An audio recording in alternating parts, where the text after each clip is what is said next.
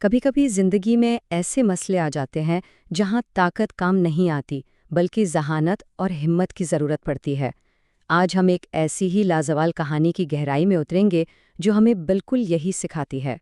تو یہ کہانی ہے ایک کوے کی، لیکن یہ کوئی عام کوا نہیں تھا۔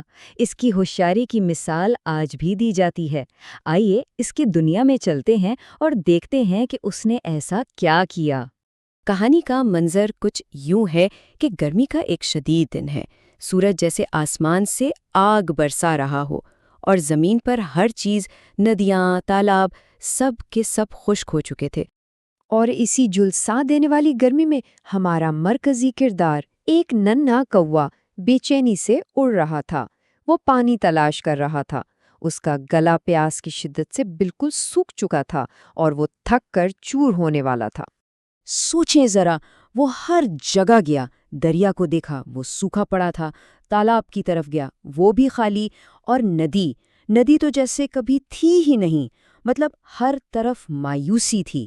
لیکن، اور یہ بہت اہم ہے، اس نے ہمت نہیں ہاری۔ یہیں سے اس کی کہانی اصل میں شروع ہوتی ہے۔ اور پھر جب وہ تقریباً ہار ماننے ہی والا تھا، اسے امید کی ایک ہلکی سی کرن نظر آئی، ایک ایسی چیز جس نے ساری کہانی کا رخ ہی بدل کر رکھ دیا۔ دور اسے مٹی کا ایک اونچا سا گھڑا دکھائی دیا۔ وہ تیزی سے اس کی طرف بڑھا۔ جب اس نے اندر جھانکا تو اس کی آنکھیں جیسے چمک اٹھیں۔ بالکل نیچے، تہہ میں، تھوڑا سا ہی صحیح، لیکن پانی تھا۔ اس کی خوشی زیادہ دیر نہ ٹھہری۔ پانی نظر تو آ رہا تھا، لیکن اب اس کے سامنے ایک بالکل نئی مشکل کھڑی تھی، جو شاید پیاس سے بھی زیادہ بڑی تھی۔ مسئلہ بالکل صاف تھا۔ ایک طرف اس کا مقصد تھا پانی پینا، اپنی جان بچانا، اور دوسری طرف ایک بہت بڑی رکاوٹ۔ گھڑا اتنا گہرا اور اونچا تھا کہ اس کی چونچ پانی تک پہنچ ہی نہیں پا رہی تھی۔ تو اس نے سب سے پہلے اپنی طاقت آزمائی، اپنی ساری قوت اکٹھی کر کے گھڑے کو دھکا دیا۔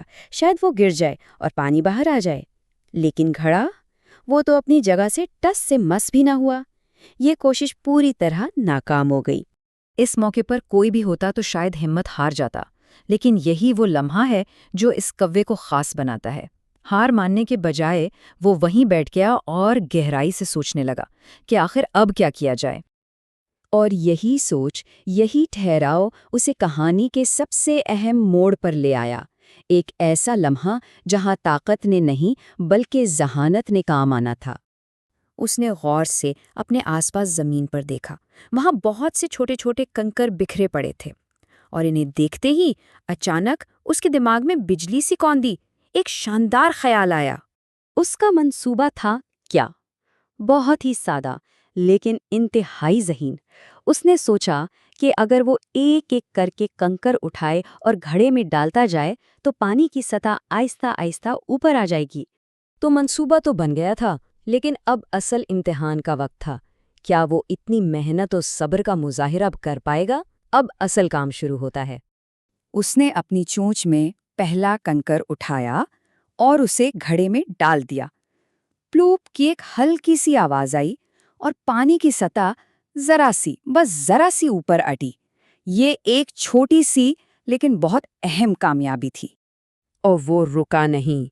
ایک کے بعد ایک، 2، 5، 10 گنتی بڑھتی گئی۔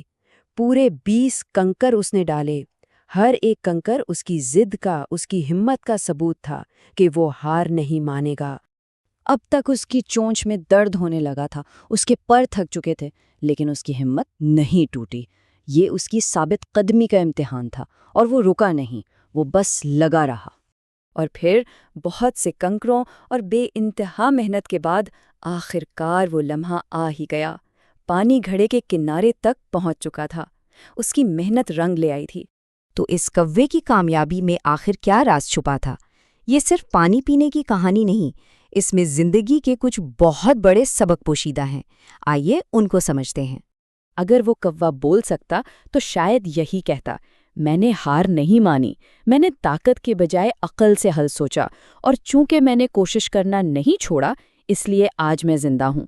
یہ سوچ اور عمل کا ایک بہترین امتزاج ہے۔ تو اس کہانی سے ہمیں کیا حکمت ملتی ہے؟ پہلی بات، ہر مسئلے کا حل طاقت میں نہیں ہوتا۔ دوسری، ہوشیار اور ذہین ہونا ضروری ہے۔